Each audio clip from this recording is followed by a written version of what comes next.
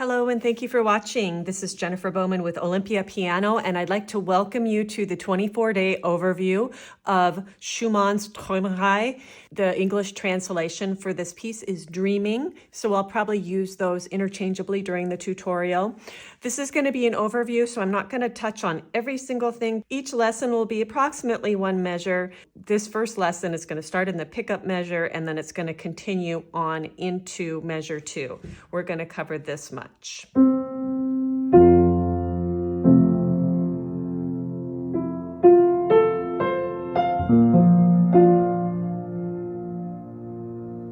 So before we begin, I'd like to just thank you for joining me for this overview. Thank you for your support of my channel. Feel free to leave any questions in the comment section of the videos.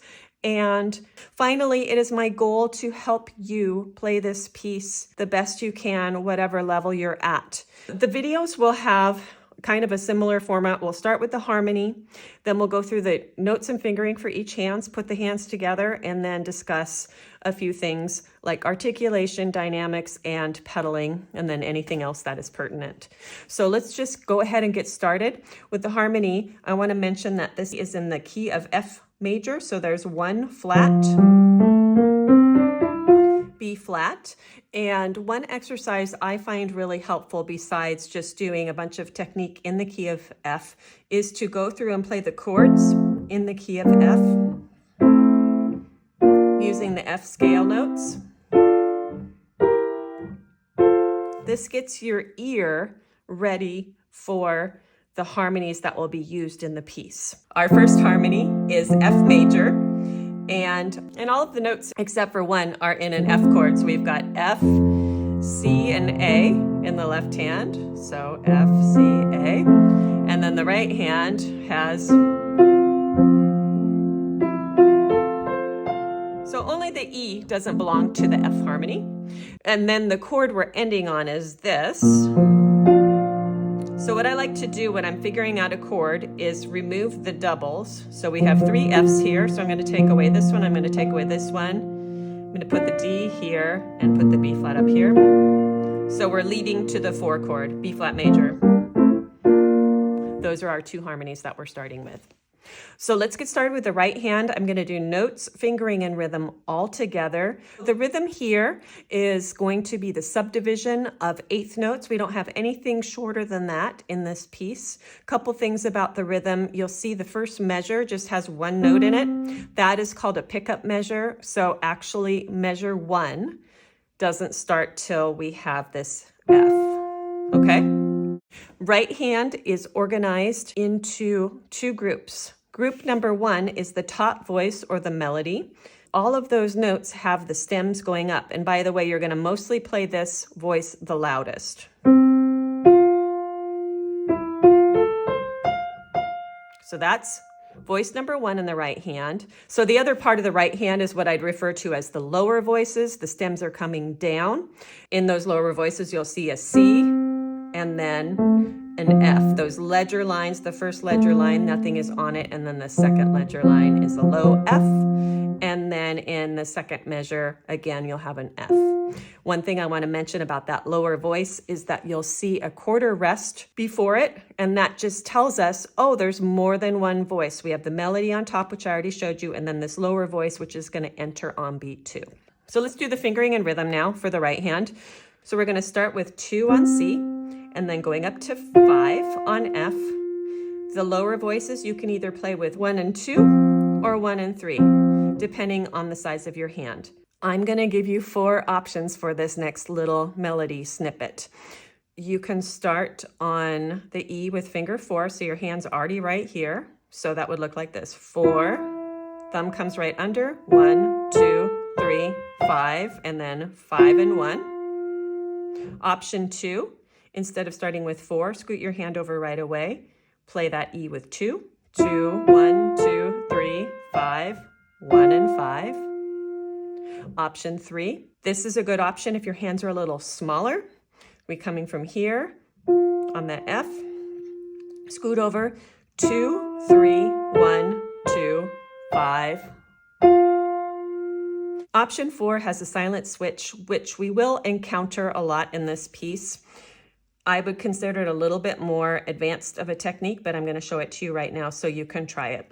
We would start the E with finger 3, then 4, then 5. Here's your silent switch. I'm not lifting up the key, I'm just switching fingers on it. And then 2, 4, lift, 5, 1. 3, 4, 5, 2, 4. If I'm putting the right hand together, rhythmically speaking, I'm going to count with subdivisions 1 and 2 and to account for the eighth notes. And at this moment, I'd like to draw your attention to the melody voice, the top voice. There's a little curved line between beats 1 and 3. And if you are not familiar with this, this is called a tie. And all it's doing is adding the duration of the first note, which is a half note, to the duration of the second note, which is an eighth note. So you're not going to play that second note again. You're just going to hold it for the duration. You'll see what I mean when I play through the right hand. 3 and 4 and 1 and 2 and hold and 4 and 1 and 2. So now let's do the left hand. Left hand again has two sets of voices, a low voice and a higher voice, which consists of 2 notes. Before going over the fingering, I want to draw your attention to a couple of interesting things that the left hand has. You see an interesting thing right away with a quarter note and a whole note, and it looks like you would play it like this, right? But in fact, we're just going to play that F once, and the double note there is just showing you, hey, there's 2 voices here. So the top voice is the stems up, moving up to here, and that lower voice is the whole note, which is joined to the next measure, beat 1. Let's go over the fingering, and I do not want you to worry if your hands are not as big as mine, okay? I can reach this 10th, but not everybody can. So if you can't reach that, just use the pedal and move up, all right?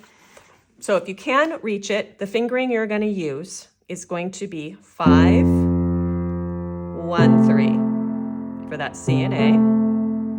And then that holds all the way through the next measure. So then in the next measure, we have 2 little tiny notes, B flat and F. Those are called grace notes. They're going to come after you play the top F and before you play the beat 2 chord. And if you look very carefully at those grace notes, you'll see that the F has a little line, again, a tie, joining the grace note F to the F on beat 2. So we're only going to play one F. And the fingering is going to be 5, 3, 1. Let me just play through the left hand really quickly. Ready, and 1, and 2, and 3, and 4, and hold, and 2, and. Okay, let's put hands together first. Let's just feel the physical sensation of putting the hands together. Then we'll discuss a couple of other things. 3, and 4, and 1, and 2, and 3, and 4, and 1, and. Did you hear how I did those grace notes? Left, left, together. Okay? All right, a couple more things I'd like to offer you in this video. Articulation is mostly legato, and I'd like to encourage you to practice as much finger legato as possible. So you're actually playing legato before you put the pedal on. I'm going to encourage you to lift gently at the end of any notes that are phrased together. So you're internalizing the groups of the phrasing. In the right hand here, well, we have to lift to get up here. So lift, lift, reset. And the longer notes will be played with somewhat of a rolling up technique. Dynamics, we have the marking of P, piano. I'd like to encourage you to put this in a couple of different levels. The melody is going to be the most prominent. So I'm going to encourage you to play the melody notes more like mezzo piano, even mezzo forte.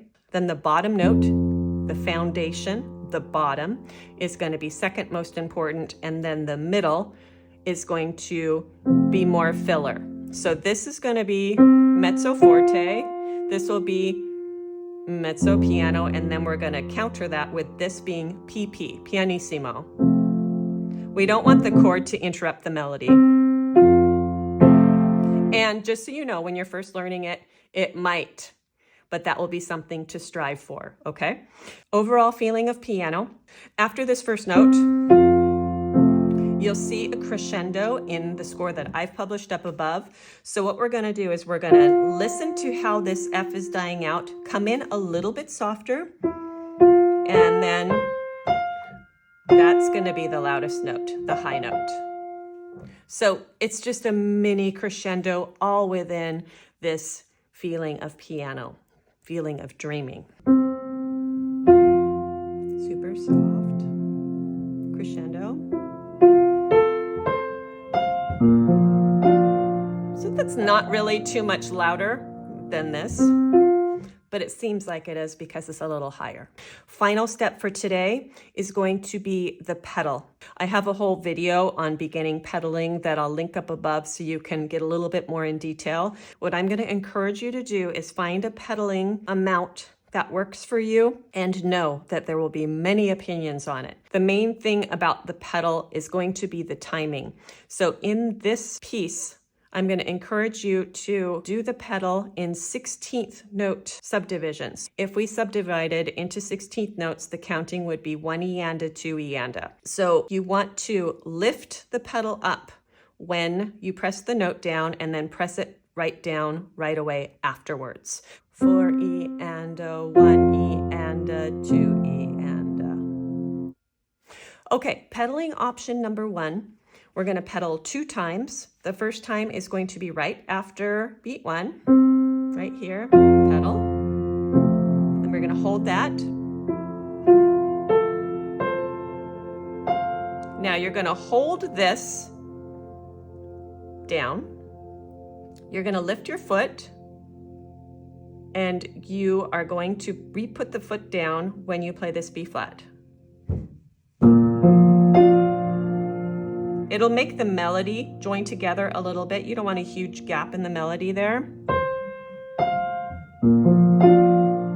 Okay, so that sounds like this. In tempo.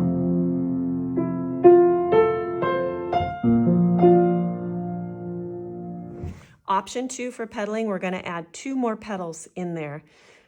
And the pedals are going to occur on beat 4 and beat 1 of the next measure. And that sounds like this. Pedal, pedal, pedal, pedal.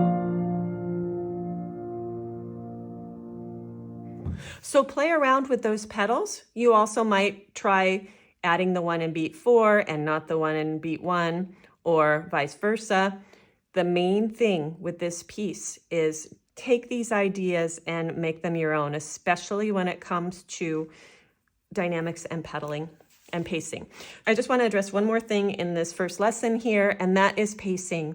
I have 8 copies of this piece printed out in preparation for this tutorial, and 4 of them have the tempo set at 100, which I think is really fast. So I'm not going to do it that way, but I just want to point it out to you that that's an editor's marking, not the Schumann marking. This is how fast it would be.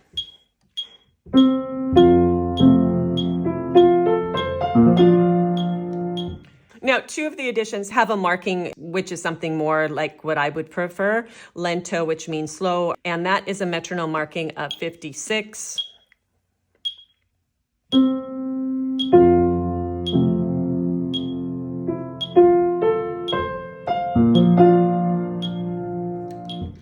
So that's what I'm going to recommend. Something on the slower side, more dreamy. That is it for today's lesson. I hope you'll join me tomorrow for measure number 2. It is my goal to not have the lessons be too long, but today's is a little bit longer because we had to address a lot of things. I appreciate your support. Leave questions for me below. And as always, thank you for watching.